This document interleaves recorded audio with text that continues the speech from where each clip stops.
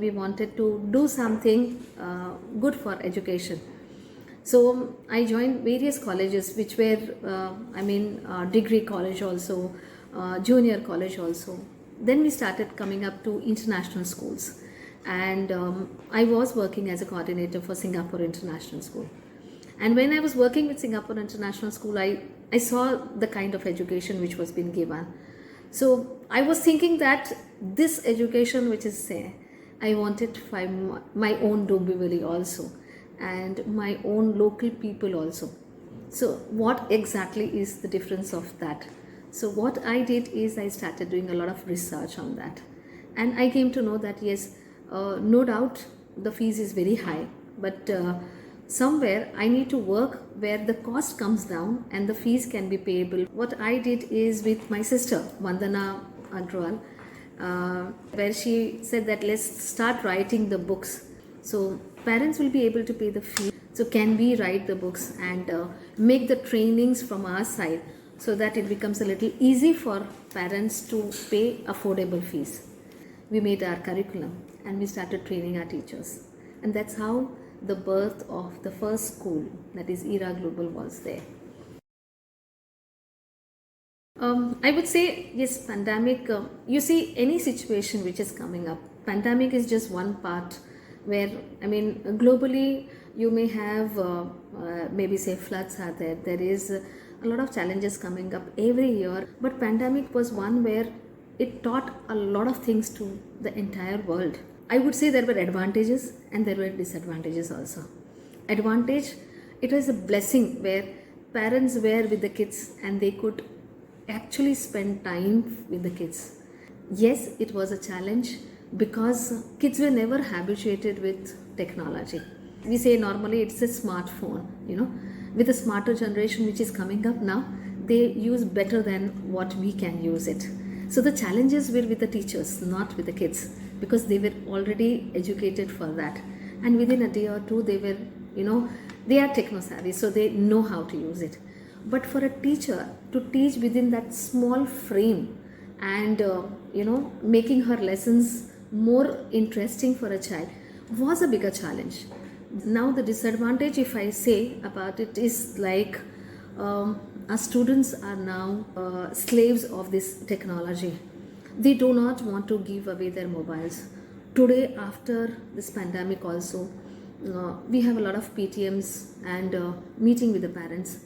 And the most biggest challenge is mobile, which they find that they are not able to take it away from the child. Through that technology, how to use that technology in a better way is a bigger challenge for even the parents, even for the teachers, because students use it continuously. They do a research, but how to do a research, what research they have to do, and what time they have to give for that is very important. Actually, NEP is a real good, move which has been come up. Cambridge education, the IB education which is there in International Baccalaureate Organization, where it's a very defined curriculum which is there. Technology is moving up. We have also changed, but somewhere we are not training the students what is the need for tomorrow. So if we train the students what is the need for tomorrow, they will really be able to make their own future. But only thing is required is where you have to supervise and make sure that yes, they are using it properly. So in NEP, they have more focused on skill development. If you see in NEP, after grade 5, there is a lot of implementation, skill development part being added to that, which makes it more interesting. NEP has done a lot of research on what is the need for tomorrow. And I think those who have really worked for NEP for designing this curriculum, they have really put efforts to see what is, the abroad universities, what they are giving, and why there is a demand for that also, and why can't we take it in India also. And that is why the curriculum is divided in that way. Our schools, we made sure that yes, coding which is there, it's required. Coding is just not for digital, but also for a development of a logic. You know, today I know that yes, something is right and wrong, but where to apply that right and wrong is logical development, which which has been taught very well in coding, because there are two ways: either it is yes or it is no. And if it is yes, what is the way? If it is no, what is the way? So in coding it becomes very easy. So in all our schools we make sure that yes, coding is there, being taught from grade 1 onwards. Next is like STEM education, what we're talking about now. If we talk it, say STEM or STEAM, whatever you extend that, but still it has to be a part of your curriculum. Because if you teach science like H2 plus O and then it is water, but the child wants to know what exactly is force. So if I teach it practically in the STEM lab, making sure that yes, this is practically done. I'll just give an example about force. When we teach to the child, we have STEM kits been given to the child. Every month, the science curriculum which is there, it is mapped with the STEM lab.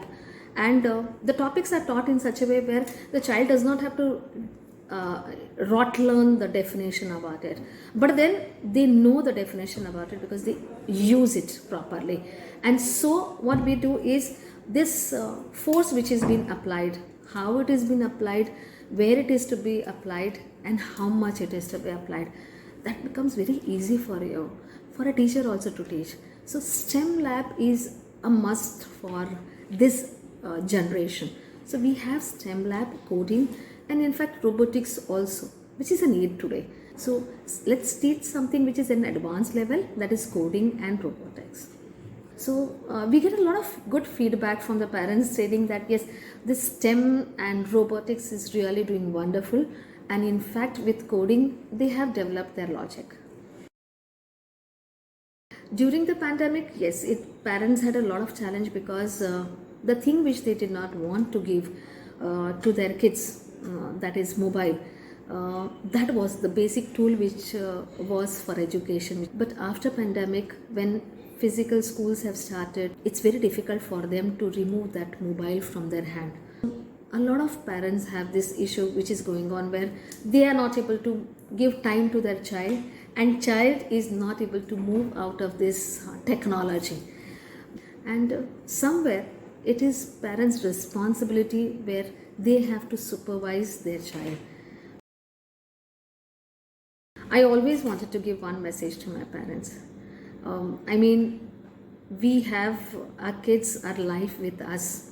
These moments are not going to come back. They have to turn page and remember something that yes, they spent so much time in, they had very nice time in their childhood also.